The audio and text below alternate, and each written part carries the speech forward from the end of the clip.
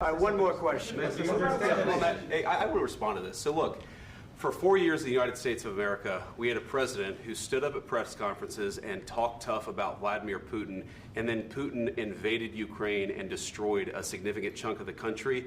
The path to peace and the path to prosperity is maybe engaging in diplomacy. We tried the pathway of Joe Biden of thumping our chest and pretending that the President of the United States' words mattered more than the President of the United States' actions. What makes America a good country is America engaging in diplomacy. That's what President Trump is doing. Can I ask you? Sure. Yeah? Yeah. Okay.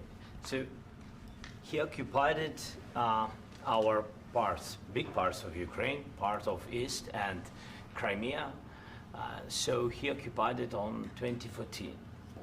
So during a lot of years, so I'm not speaking about just Biden, but those time was Obama, then President Obama, then President Trump, then President Biden, now President Trump, and God bless, now President Trump will stop him. But during 2014, nobody stopped him. He just occupied and took. He killed people. You know what the contact line? 2015. 2014. 2014 and 2015. 2014. Yeah. So I was not here. Yeah, but that's exactly right. Yes, but during 2014 till 2022, yeah, the situation the same. The people are been dying on the contact line. Nobody stopped him.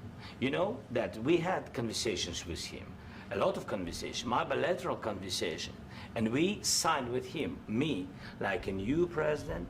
In 2019, I signed with him the deal. I signed with him, Macron and Merkel, we signed ceasefire. Ceasefire. All of them told me that he will never go. We signed him with gas contract. Gas contract. Yes, but after that, he broken this ceasefire. He killed our people and he didn't exchange prisoners. We signed the exchange of prisoners, but he didn't do it. What kind of diplomacy, J.D., you are speaking about? What do you mean? I'm talking about the kind of diplomacy that's going to end the destruction of your country. Yes, but if you Mr. President, with respect, I think it's disrespectful for you to come into the Oval Office and try to litigate this in front of the American media. Right now, you guys are going around and forcing conscripts to the front lines because you have manpower problems. You should be thanking the President for trying to bring an end to this conflict. Have you ever been to Ukraine that you say what problems we have? I have been to. Count once. I've actually watched and seen the stories, and I know what happens is you bring them on a propaganda tour, Mr. President.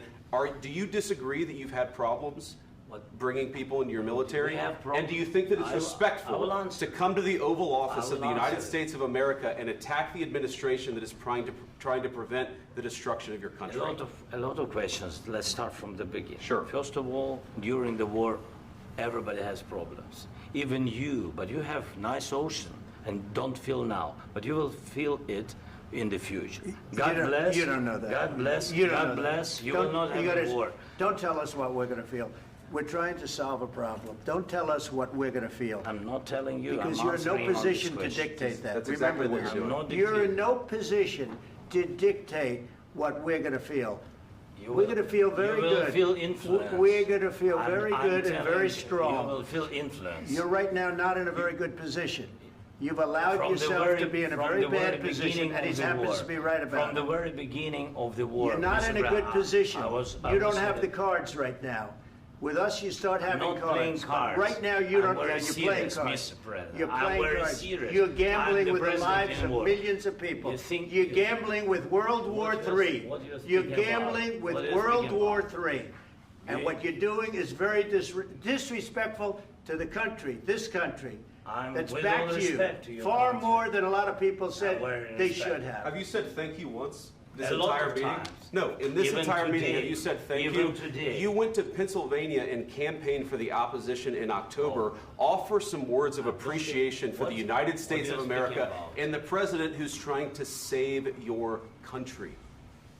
Please, you think that if you will speak very loudly about the war, you can... He's not speaking loudly. He's not speaking loudly. Your country's in big trouble. Can I Wait a answer? minute. No. You've done a lot of talking. Your country is in big trouble. I know. You're not winning. I know. You're not winning this.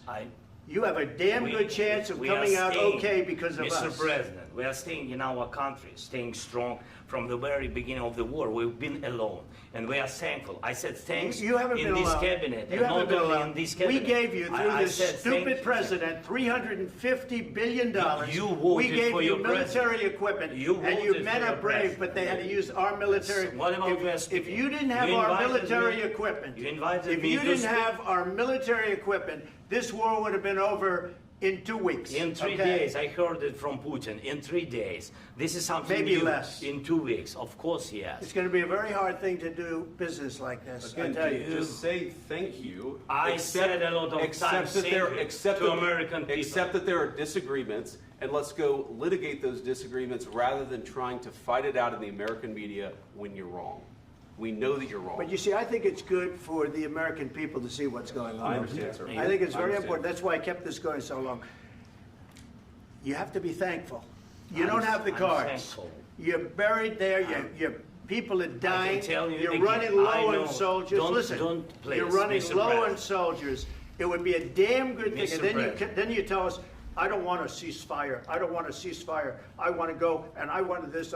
Look, if you could get a ceasefire right now, I tell you take it so the bullets stop flying and your men stop getting killed. Of course, we want to stop the war. But you're I saying said- you don't want a ceasefire. But I said to you, I want a with ceasefire. guarantees. Because you'll get a ceasefire faster than an agreement. Ask our people about ceasefire, what they think. That wasn't doesn't with matter me. for you what- That what wasn't this with me. means. It That was wasn't with with you. a guy named Biden who was not a smart person. This That is was your, with, this that was is with your Obama. president. It was your president. Excuse me. That was with Obama, who gave you sheets, and I gave you javelins. Yes. I gave you the javelins to take out all those tanks. Obama gave you sheets. In fact, the statement is Obama gave sheets and Trump gave javelins. You got to be more thankful, because let me tell you, you don't have the cards. With us, you have the cards. But without us, you don't have any cards. One more question to Mark.